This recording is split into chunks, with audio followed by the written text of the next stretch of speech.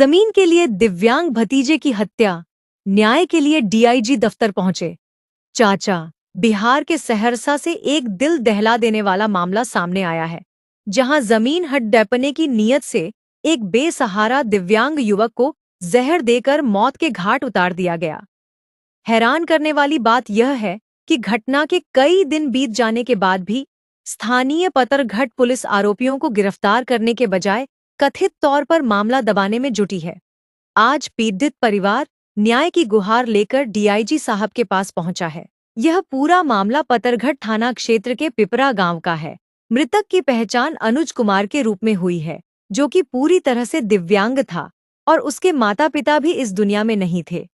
मृतक के चाचा अनमोल यादव का आरोप है कि गांव के ही पवन कुमार और भूषण कुमार ने अनुज को बहला फुसलाकर पहले उसकी 3 कट्ठा जमीन अपने नाम करवा ली। जब अनुज ने जमीन के पैसों की मांग की तो आरोपियों ने उस पर 3 कट्ठा और जमीन लिखने का दबाव बनाया। आरोप है कि बीते 30 अप्रैल की रात को आरोपियों ने अनुज को अपने घर बुलाया और खाने में जहर देकर उसकी बेरहमी से हत्या कर दी। घटना की जानकारी मिलने पर परिजनों ने पुलिस को सूचना दी, जिसके बाद शव का पोस्टमार्टम कराया गया। पीड़ित परिवार ने दोनों आरोपियों के खिलाफ नामजद प्राथमिकी FIR भी दर्ज कराई है, लेकिन पुलिस की ढीली कार्रवाई से अब कई सवाल खड़े हो रहे हैं।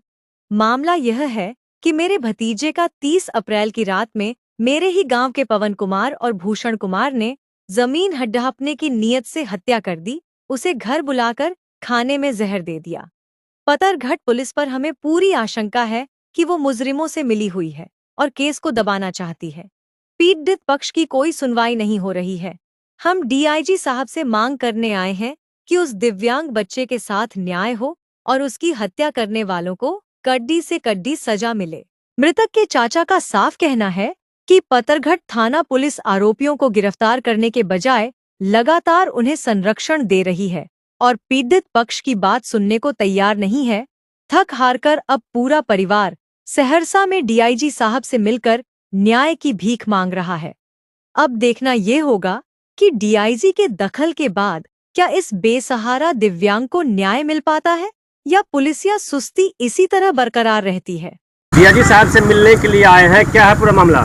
मामला ये है जो मेरे भतीजा 31/4/26 के रात्रि में मेरे ही गांव के पवन कुमार और भूषण कुमार दोनों जमीन हड़पने की नियत से उसकी हत्या कर दिए। घर पे बुला करके खाना में जहर का अंश दे करके उसको मार दिया। आनंद फानंद में हमको पता चला, क्या कहते हो, सबको हम अपने घर ले आए, पुलिस को सूचना दिए। रात में पुलिस पहुंची, जांच पड़ताल करके सुबह में पोस्टमार्टम के लिए भेजा हमको।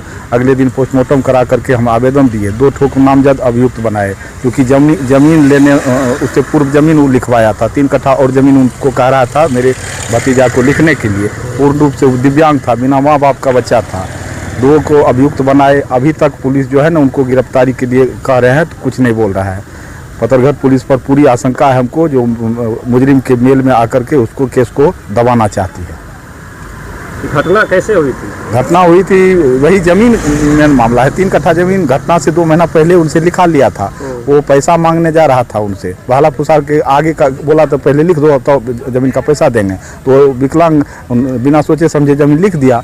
फिर वो जब पैसा मांगने लगा तो 3 कट्ठा जमीन और बोला उनको अलग से लिखने के लिए। उसका खबर भी उस टाइम छपा हुआ है। पतरघट पुलिस पर जो आरोप लगा रहे हैं, कैसे आपको आशंका हुई जो उसका सहयोग कर रहा है? शंका है पूरा जो क्या कहते हैं मुजरिम से मिलता जुलता है। हमेशा थाना पे बुला करके मेरा कुछ सुनने को तैयार नहीं है, पीड़ित पक्ष का कुछ सुनने को तैयार नहीं है, उसका सुनता है। क्या मांग कर रहे हैं डीआईजी साहब? मांग कर रहे हैं जो विकलांग के साथ न्याय हो, जो उसका हत्या किया उनको सजा मिले।